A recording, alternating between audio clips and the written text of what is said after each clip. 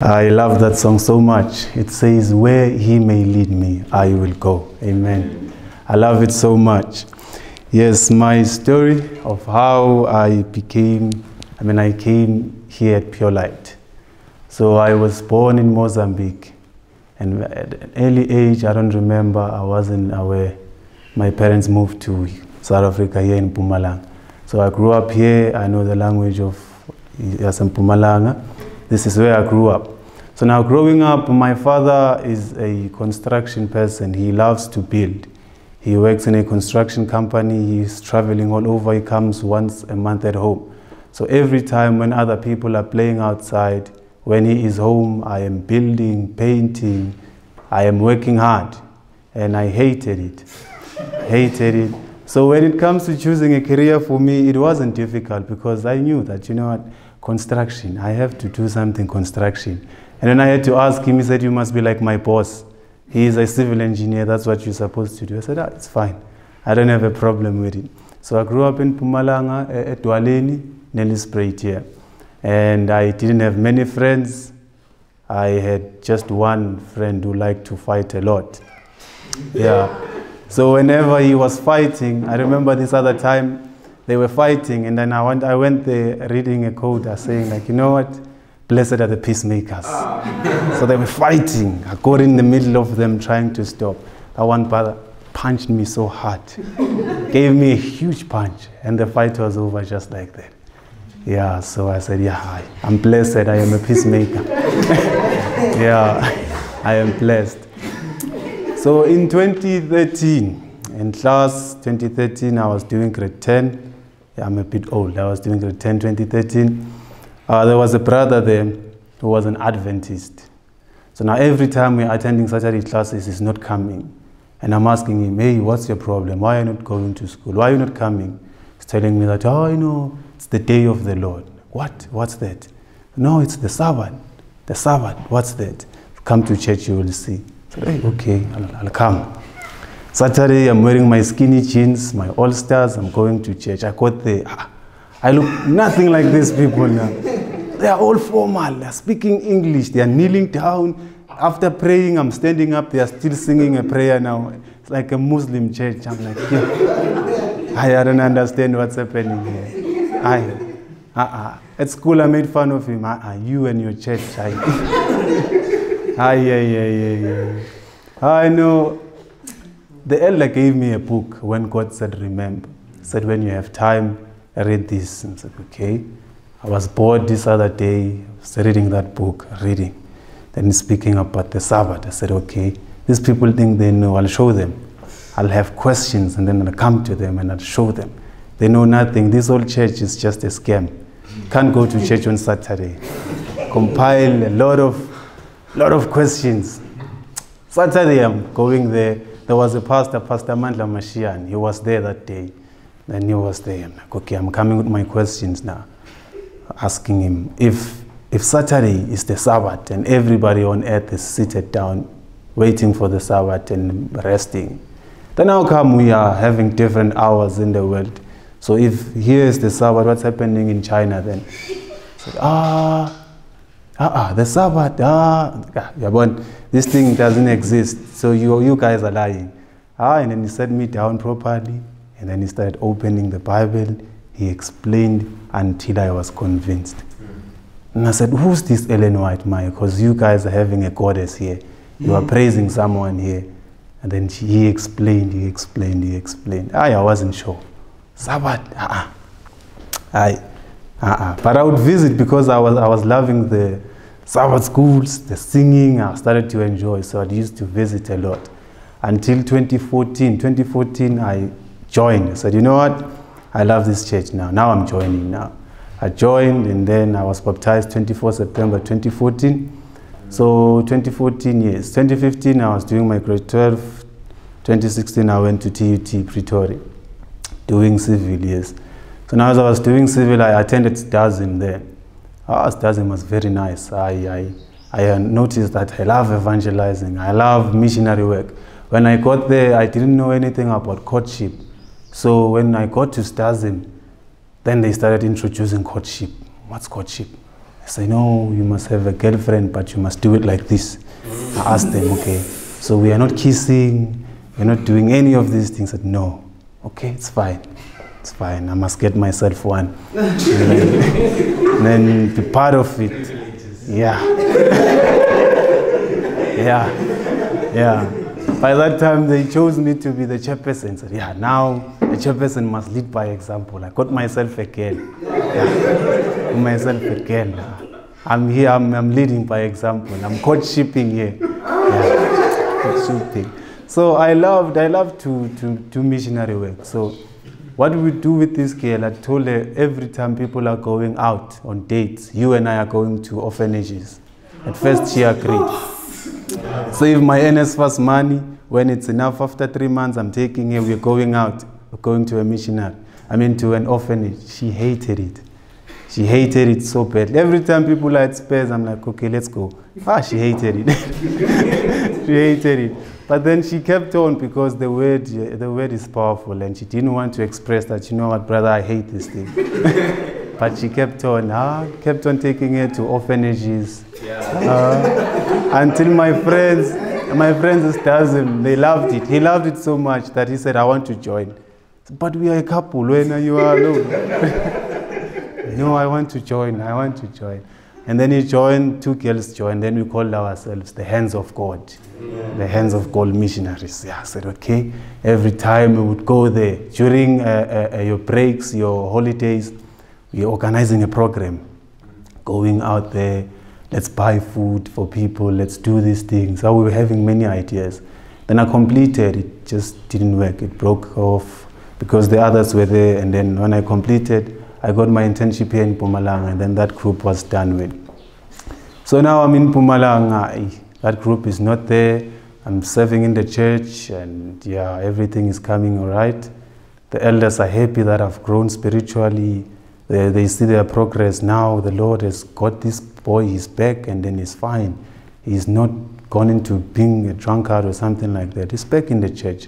Every Sabbath is coming, and yeah, I'm working, it's fine. And then I see, man, there's nothing I'm doing. I'm just going to church like a regular person. Start making phone calls. I'm calling my friends, okay? How about we open a missionary group? I said, okay, yeah. Let's open a new one now. This time, this one has no courtship thing. This one will not die. I said, okay.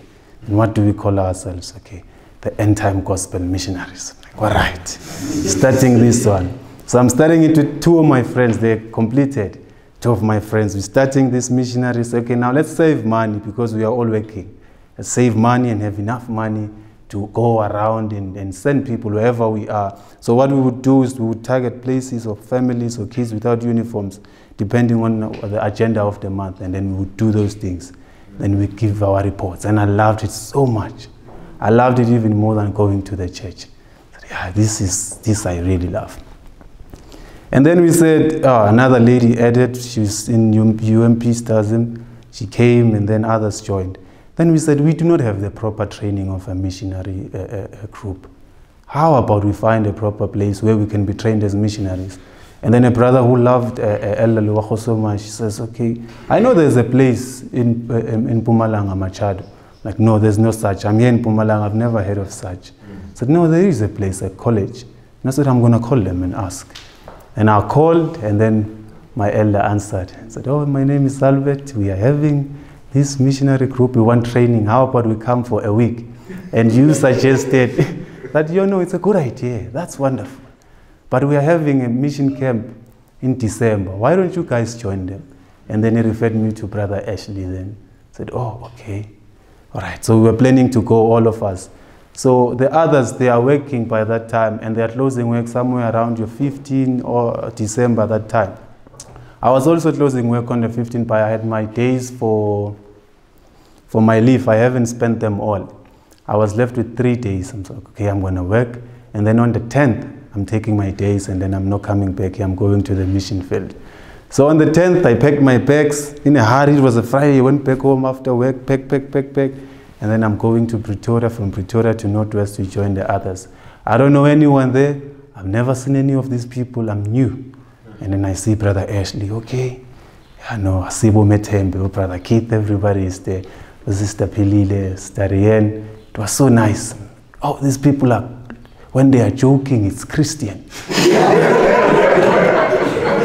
Everything is Christian. I was quiet for the whole week. I didn't want to offend anyone or make a pet joke. So quiet.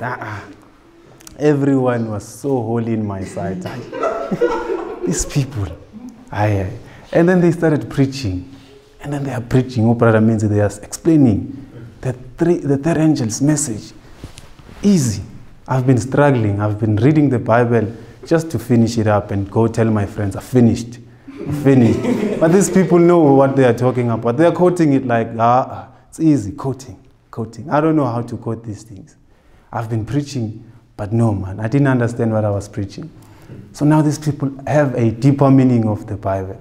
So, okay. I asked Brother Ashley, how can I understand what you understand? He says, go to Purelight. Purelight. So you mean I must leave everything and go there? He says, no, you can do it online. Okay. There's that option. No, it's fine. Then I'm going to do it online. Brother Menzi is very persistent if you didn't know. Very persistent. Keeps on asking, did you sign the form? Did you finish the form? Yeah, I'm going to finish. Did you finish the form? Yeah, I'm going to finish. Until I submitted the form, I got admitted and I said I'm going to do it online, part-time. So now the things, I was running away because I was having ties, things which I loved so much. Number one, the work. I loved that work so much. Number two, okay, let's speak about number two just now. So what was happening in the work, it was God who got me that work. And I was so happy. So now what was happening is, there's like your streams of civil engineering. So now there's this other difficult stream that people are so afraid of. It's very difficult, that one. So everyone is afraid of that stream. But now the mentor, a structural engineer in the company came to me and he said, Albert, you have the qualities of becoming a structural engineer. I was flattered. I'm like, yeah, I have the qualities. How do you know? He says to me, you are antisocial.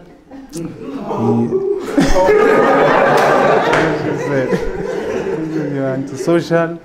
You have time for nothing. You just want to be alone. That's what the structural engineers want.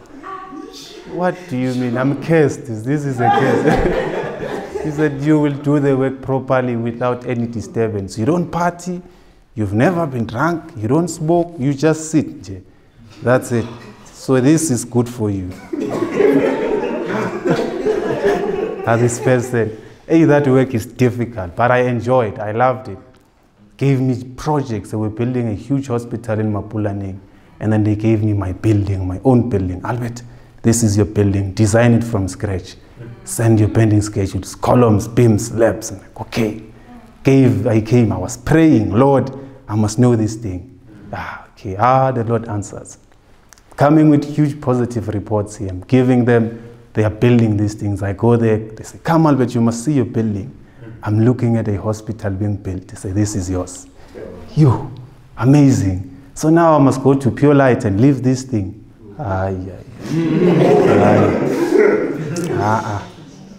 Lord, come on. Just meet me halfway. I'm trying, but look, I'm trying here. I love this work so much. No, it keeps on like on my shoulder. You know, Albert, you must go and do your missionary work. Because if I do that mission, I am happy. I'm free. I love it. But now this work, it's a burden. It's so much. Then happened that I'm reading now, as I'm traveling in the bus, I'm reading the Great Controversy from chapter 1 to 7. I'm reading about the reformers. I read about Wycliffe, I read about Huss, Jerome, I was reading about Luther. Okay, if all these people sacrifice so much, what is this career that is just blooming now? It's beginning, it's not even that there yet. Why am I taking it as something which is so high? If God sends me somewhere, why am I fighting him? And all these words are coming to me. I'm like, no, but you know what? God did not tell me to go to Purelight. I just want to know for myself. I can know, seated here and doing this thing, getting money and all these things. I can know, there's no problem. Because I have the Bible too, right? Yeah. Sure. Okay. Jesus doesn't have a surname. We can all be related to him. He is not a Purelight, he's Jesus. So I'll learn these things while I'm here doing my things. Oh, the Lord kept quiet. He was looking at me like, this person, no, it happens. So I'm reading, and it keeps on happening. Have you considered Moses? He was supposed to be the next Pharaoh, this guy. He gave it all and went to the mountains. And you are talking about a career that's just starting now as a huge sacrifice. I brush it off again. No, Lord, no, not me. Try somebody else. Maybe an elder son or daughter, not me. I'm from a non-Adventist family. I'm just the only Adventist there. What am I going to tell those people? I'm fine with reading the Bible and then going there and do a lesson. That's fine. But I'm not going there. I know the Lord kept quiet. He looks at me. He continues. I'm reading, I'm hearing. All the sermons are just directing me there. If I pray, you are putting all your effort on your own business and you are giving God change, spare change. And then my favorite song from way even when I knew Purelight, where he may lead me, I will go. But now the Lord is leading me somewhere. I have ties which are so huge. God, I can't. My career, I can't. And then I came, I was visiting here. And then they was preaching about the hardest missionary field.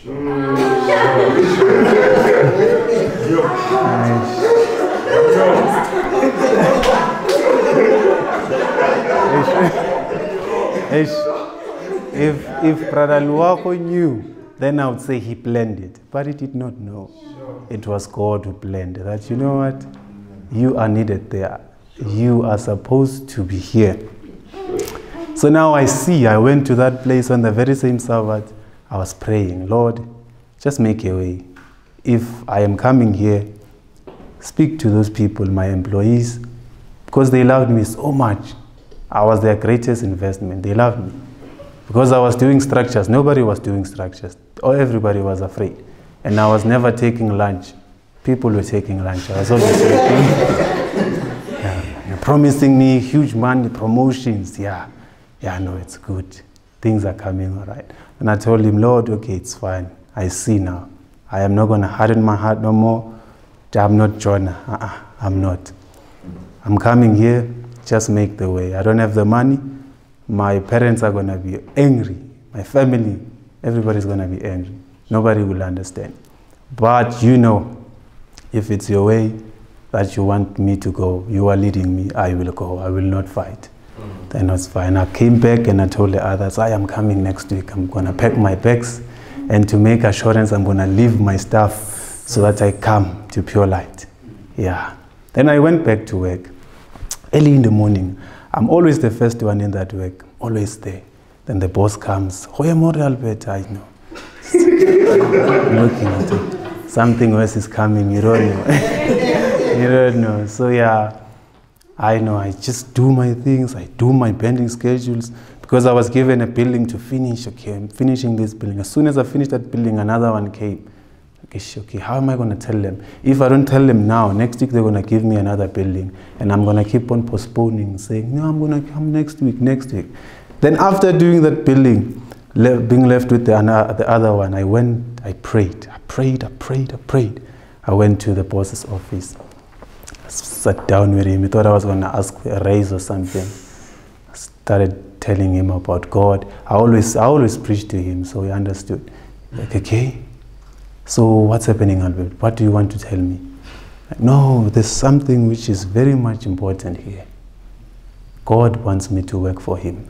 I'm getting a promotion that I'm no longer working for a man now, but for God. And then he said, what do you mean? Now God wants me to do his work, and I'm going to have to leave your work. Oh, he was so angry. What? Yeah, no. It's God who wants me to go there. But Albert, we invested so much on you.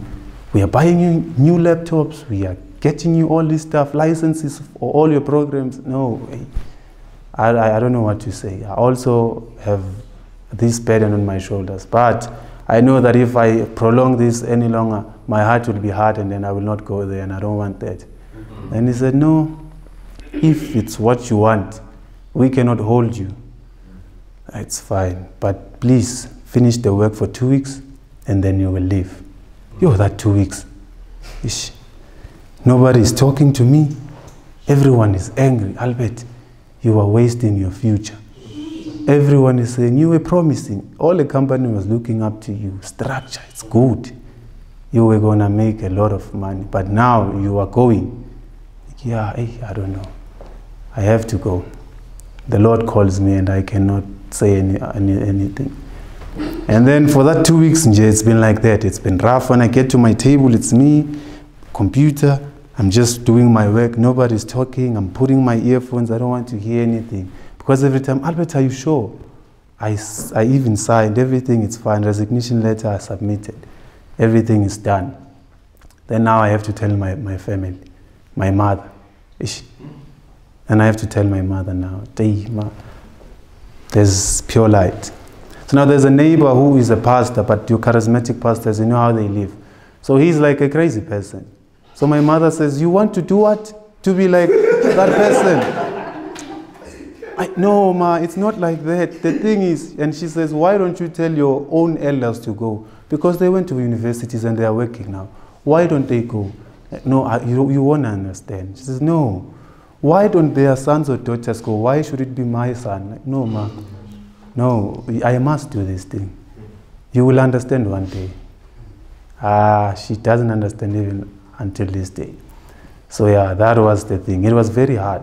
And another thing which was so hard to let go, I told my father, when was it? I think it was 2 years back. I said, no, now I am a man. So as a man, I must have my own place now. I must have my own house. And then he said to me, okay, you can go and look for a house in those townships there. I said, no, I know country living. I want to be in a deep countryside. I said, what? You want to live with cows? And yeah, I want to go there. Then I went there and I bought a place. I bought a place 2 years ago, yeah. So I bought a place and I started building that place. And I built a 2-room with a shower. And I told him, this year I'm moving in by June. I have my financial things sorted by June, buying furniture, and I'm moving in, finishing everything up. So when I told him that, you know what, now I have to go. So how are you going to finish that thing? I said, I don't know. I'm giving it to you now. There's nothing I can do. God calls me at Purelight, and I must go to Purelight. Very angry. Everyone is angry. Albert, what are you doing? You're wasting everything away. No, it's not wasting. It's a promotion. I'm no longer working for a man, but I'm working for God. So now, another thing which was so pushing was, it's very scary. I was looking for a place to die. Yes, to die. I realized that people are living to look for a place to die, actually. A place where is worthy enough of my death. It's not next to people who call themselves engineers. It's not next to people who call themselves great people of the world. It's not next to family. Yeah, family is important, but not next to them. It's by the cross that my grave is supposed to be dig. And I realized that, you know what? I can die at any time. And it will be safe for me to die on a place which I choose. And that is next to Christ. So anywhere he sends me, I will go. La Peshokon, I will go. So that's how I came to Purelight. Yes, and I know that there are hardships. Because Purelight to me is not heaven. It's not Canaan. No, is it Egypt? It's what's in between. It's the desert. And a desert is dry. Nothing is growing. There's no water. There's nothing. It's just for me to grow and realize how far I am from God and reach closer. Amen. Amen.